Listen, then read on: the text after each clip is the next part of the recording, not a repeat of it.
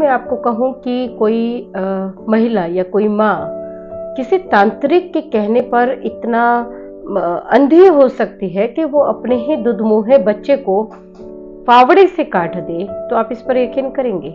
मैं तो शायद कभी नहीं करती अगर ये लोगों ने अपनी आंखों से ना देखा होता। ये घटना जो आज मैं बताने जा रही हूँ बड़ी अजीब सी है और ये विश्वास नहीं होता है कि आज के युग में भी, जबकि साइंस और टेक्नोलॉजी इतना तरक्की कर रहे हैं, अभी भी ऐसे बहुत सारे लोग हैं जो अंधविश्वास के जंजाल से, अंधविश्वास के अंधेरे से खुद को मुक्त नहीं कर पाए हैं। अंधविश्वास से मुक्त करना तो ये दूसरी बात हो जाती है, वो इसके चक्कर में एक गंभीर अपराध को, हत्या जैसे गंभीर अपराध को अंजाम देने से भी बाज नहीं आते, और वो भी अपने ही पैदा किए हुए संतान को। बड़े आश्चर्य की बात है यह, और उससे भी ज्यादा निसंदेह ये कष्ट का विषय है कि कोई माँ बाप आखिर ऐसा कैसे कर सकते हैं। ये घटना है, ये उत्तर प्रदेश के सुल्तानपुर की है। सुल्तानपुर में एक इलाका पड़ता है गोसाईगंज, वहां धनौडी गुम्बा गांव है।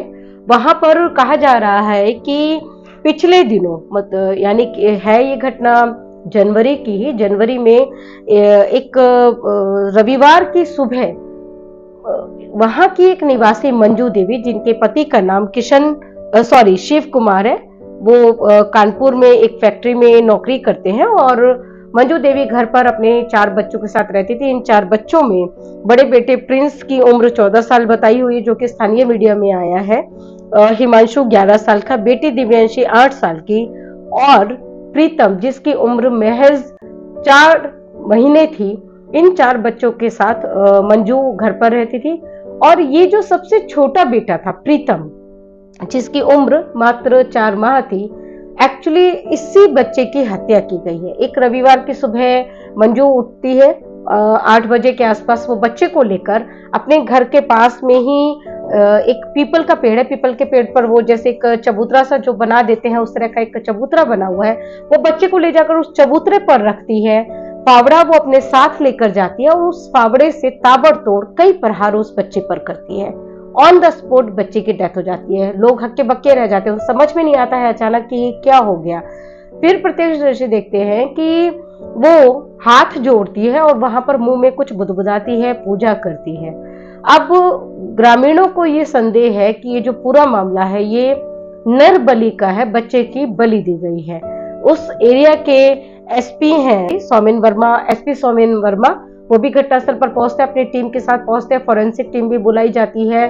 जो फावड़ा इस मर्डर में यूज किया जाता है उसे पुलिस जब्त कर लेती है, महिला मंजू को गिरफ्तार कर लेती है। और जब पूछताछ होती है तो पुलिस की तरफ से भी जो मीडिया को बयान जारी किया जाता है, जो एसपी के द्वारा कहा जाता है, वो यही है कि ये जो घटना को अंजाम दिया गया है ये किसी तांत्रिक का चक्र है। तंत्र मंत्र जादू टोने के असर में महिला ने इस घटना को अंजाम दिया है। वो ऐसा करके क्या हासिल करना चाहती थी ये अभी तक क्लियर नहीं हो पाया है। एक माँ अपने बच्चे की बलि देकर कुछ हासिल करना चाहती है, इससे ज्यादा क्या हासिल हो सकता है? कि बच्चे को हम अपनी उपलब्धि मांगते हैं, हमारे जीवन का आधार होता है, हमारी जान बसी होती है उस बच्चे में, और उस बच्चे की हत्या करके आखिर इंसान क्या हासिल कर सकता है?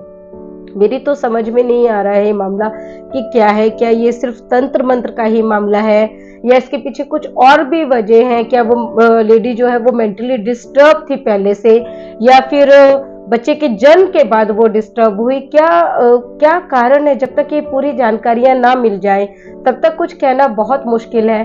जो चीज निश्चित तौर पर कही जा सकती है वो ये है कि एक माँ ने अपने नवजात शिशु की हत्या कर दी, और हत्या भी बहुत ही क्रूर ढंग से की है। ये बीमारी है या जो कुछ भी है, तंत्र मंत्र है, बीमारी है, जो भी है, बहुत ही निंदनीय है। अगर उसको वो मेंटली डिस्टर्ब थी तो परिवार को समय पर ध्यान देना चाहिए था। ये एक अफसोस की बात यह है कि हमारे देश में आज भी मानसिक विकारों को गंभीरता से नहीं लिया जाता है। साइकोलॉजिस्ट के पास जाने को टैबू समझा जाता है, उसे पागलपन से जोड़ दिया जाता है। तो और उसकी वजह से होता ये है कि जो छोटी मोटी बीमारियां होती हैं, जिनको कि दवाई खा के या काउंसलिंग के जरिए भी जिन्हें ठीक किया जा सकता है, उन्हें मेडिकल अटेंशन नहीं मिल पाती है और फिर वो बढ़ते बढ़ते इतना विकराल रूप ले लेती है कि एक मासूम की जान चली जाती है, पूरा परिवार बिखर जाता है। आप सोचिए कि सबसे छोटे बच्चे की जान चलेगी, माँ जेल में है, बाप काम करने के लिए कहीं और जाता है। अब जो बाकी के 3 बच्चे जो खुद अभी बहुत छोटे हैं, उनके सबसे बड़े बच्चे की जो उम्र है वही 14 साल है, 14 साल, 11 साल, 8 साल। तो बताइए अब इन बच्चों का क्या होगा, कौन इनको देखेगा? पूरा परिवार ये बिखर गया है। ये शायद टाला जा सकता है, बशर्ते हम अवेयर हो, हम इस बात से अवेयर हो कि शिशु हत्या एक गंभीर अपराध है। हम इस बात से अवेयर हो कि तंत्र मंत्र जादू टोना कुछ नहीं होता है और कम से कम इसका असर अपने रिश्तों पर या जिंदगी पर इस तरह से नहीं पड़ने देना चाहिए कि हमारी पूरी जिंदगी ही तहस नहस हो जाए, पूरा परिवार ही तहस नहस हो जाए। और अगर ये बीमारी या जो कुछ भी बीमारी की वजह से है तो उसका इलाज हो सकता है।